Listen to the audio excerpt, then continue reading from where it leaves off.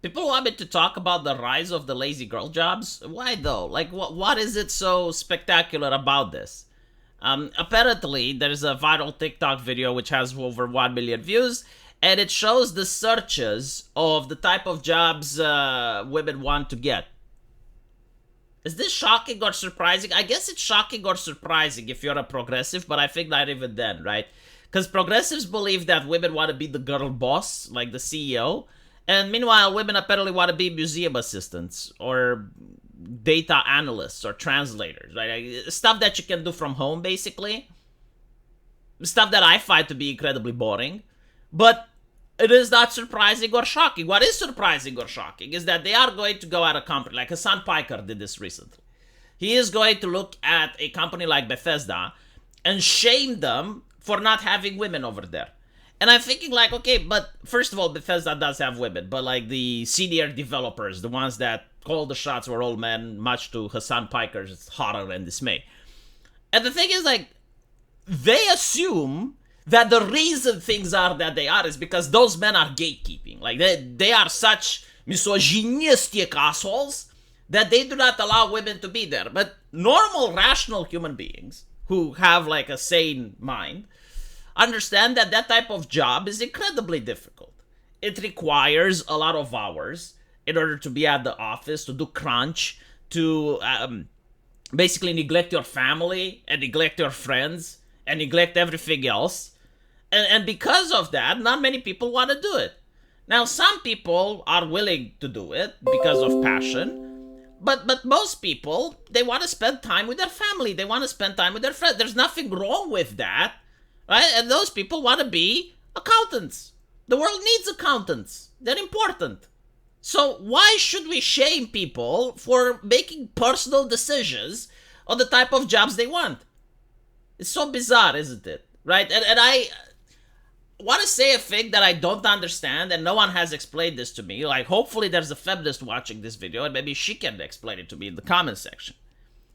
But what I understand is that if a woman chooses to be a stay-at-home wife, so let's say she marries a rich person, and all she has to do is to stay at home, maybe do the cooking, the cleaning. But like most of the time, if you marry a rich person, you don't even have to do that because they're going to pay for a cleaning lady, right? But still, right, let's assume she does the house chores. They view that as being a prison. Like, they view that as being oppressive. Meanwhile, if the same woman chooses to get a job at Blizzard, and she works in a cubicle all day, and she's reminded that her 50 minutes break is up, and she needs to go back to work, number 47, that is liberating. That is the best thing ever that you can wish for in life. So spending time with kids at home is horrifying. Actually going to a corporation and doing overtime for minimum pay, that is liberating. And I don't understand, like, how do these feminists not view that they are the tools of the corporations? Like, this is literally what the corporations would demand from a society. Like, if I run a big business, I would prefer if I employ single men that have been divorced and they have to pay child support. Because when they go home, they still have to complete emails, talk to customers, do what I want them to do. Basically, like, still work, even from home. And they have to work hard because they have child support to pay. And on top of that, they don't have a nagging wife at home that says, why don't you spend more time with me? Why do you work so much? Right? They don't get that. And they have the same responsibilities as if they would have that. Like, that is the perfect employee.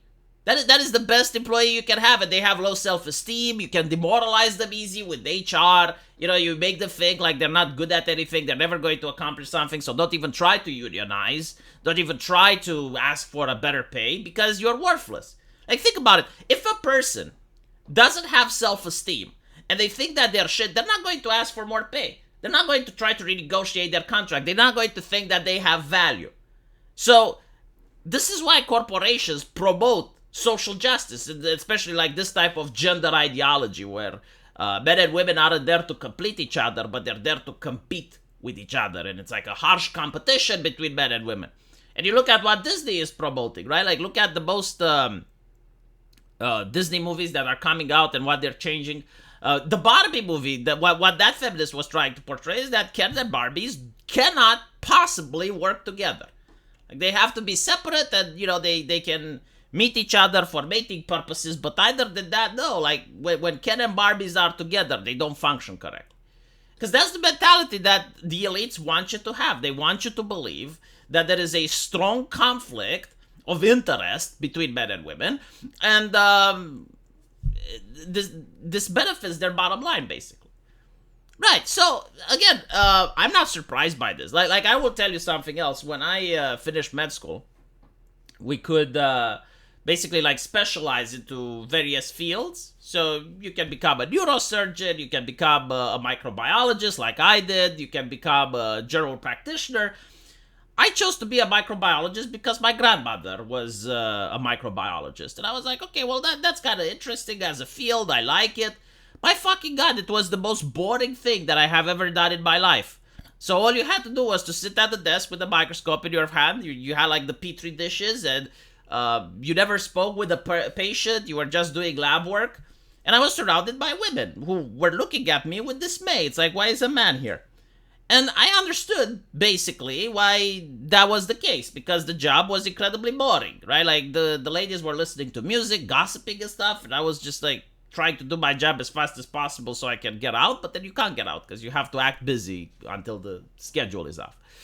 But my point is that it lacked any type of action. Like, it wasn't an interesting job, it was a boring job, with no hustle and bustle, no activity, no adrenaline. A lot of men want the adrenaline. Like I, for example, would never be able to be a museum assistant because I would drool myself into boredom. Sure, like other people can be museum assistants, but it's not something that I want.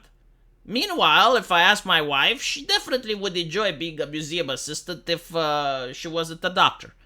Like, she also wants to become a microbiologist. But the thing is, it's fine. Like, having different preferences is fine. The only way you can get people to not have preferences is if you remove free will. Is if you actually try to mind control people and decide what's in their best interest. Which, unfortunately, is what a lot of modern ideologues are trying to do. Like, they will look at a company like Hassan Piker does, and they will say, well, there's not enough women there. Oh, that's a problem. Blah, blah, blah, blah. Anyway, I think I said my piece over this. I don't really understand why people wanted me to discuss about these things, because they're so common sense, aren't they? Like, you don't need intelligence in order to read it from a book. You just need a little bit of wisdom. Just look around and notice things for yourself. Let me know what you guys think, and as usual, I will see you in the comment section. Take care.